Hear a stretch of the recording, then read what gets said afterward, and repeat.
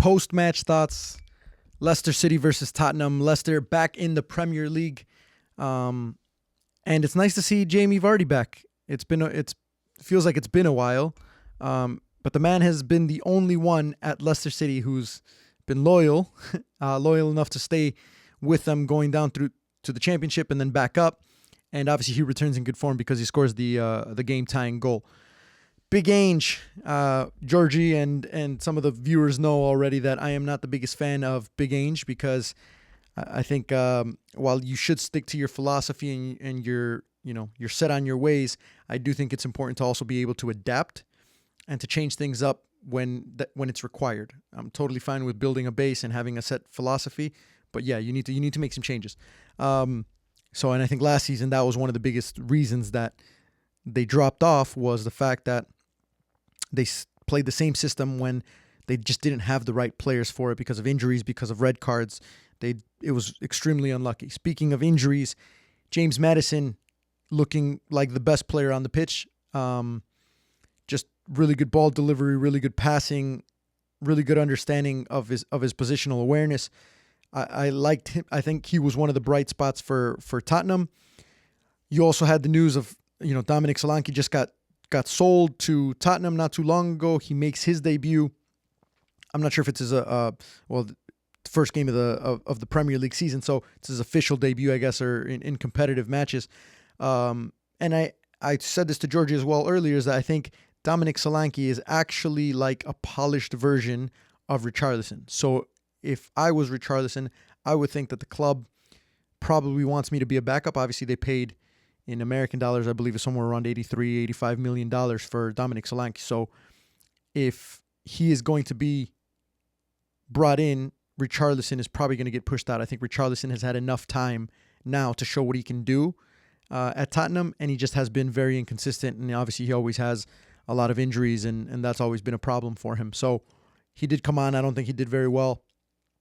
But if we're talking about the game and what went on, Tottenham dominated the match for probably 70 to 75 minutes possession. I mean, you look at the stats, and throughout the whole game, they had 71% possession, and Leicester only had 29%, which is pretty crazy to think that any team can get 79% possession in a match, let alone it's a team like Tottenham, who was traditionally not known for that. Leicester City, I think their playing style was obviously very defensive. They did have Harry Winks, a former Tottenham player, in there as well.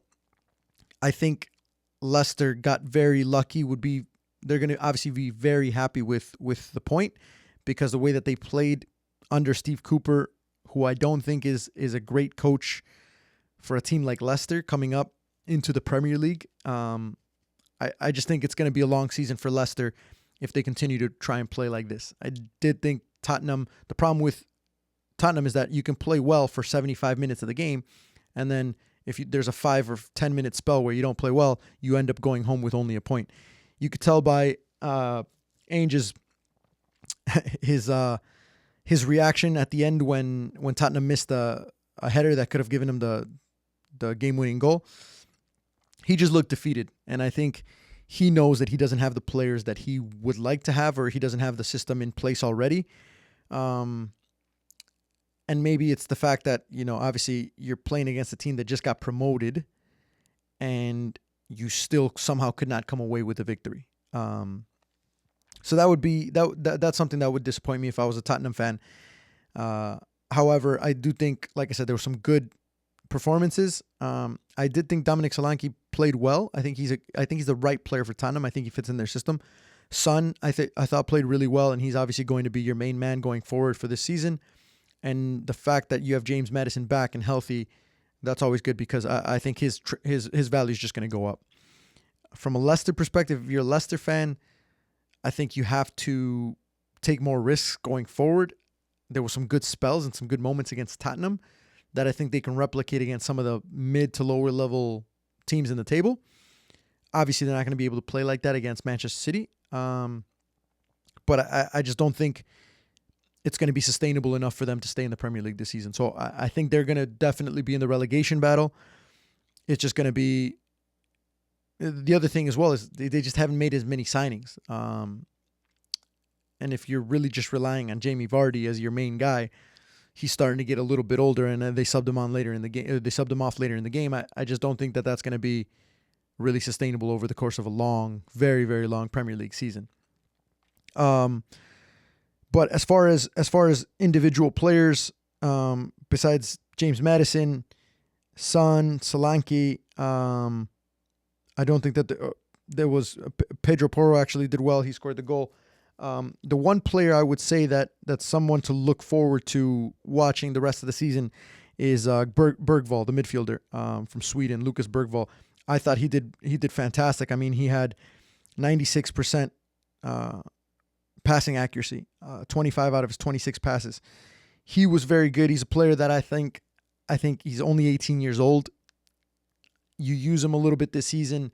You could sell him for a lot of money later, or he's going to be one of those players that's really going to help you, especially getting the ball out to Son, getting the ball to Solanke, and just connecting the play in general. So I thought he was a good player to watch. And it's always, like I said at the beginning, it's always fun to see Jamie Vardy back in the Premier League. Loves the banter, loves chatting shit to the other teams. I think that was at one point when he was getting subbed off, he was talking shit to one of the Tottenham players who was asking him to go off faster. I think he looked at the crowd. He pointed to his Premier League patch saying that he's already won a Premier League and Tottenham has 0. So that's always nice to see. However, I do think Steve Cooper is going to struggle. I really don't think he's a good manager. And I have a feeling that this might be one of those cases where halfway through the season they're going to be looking to make a change. Big Ange, I think he also has big expectations this season. This will be his second season with Tottenham, if I'm not mistaken, and I feel like now he's really under the microscope because he needs to take Tottenham to a good spot. And I think anything below Europa League is unacceptable. I see Tottenham probably finishing somewhere on 5th or 6th, and I think that'll be okay for this season for them. And I just see Leicester in the relegation battle. But extremely disappointing if you're a Tottenham fan to come away with only 1 point against a team that just got promoted. If you're Leicester, you're absolutely going to take it, even if it's at home. And you're going to be looking to get some better results against some teams from the mid-table. So mid to lower table. So interesting game. Definitely when you look at the possession stats.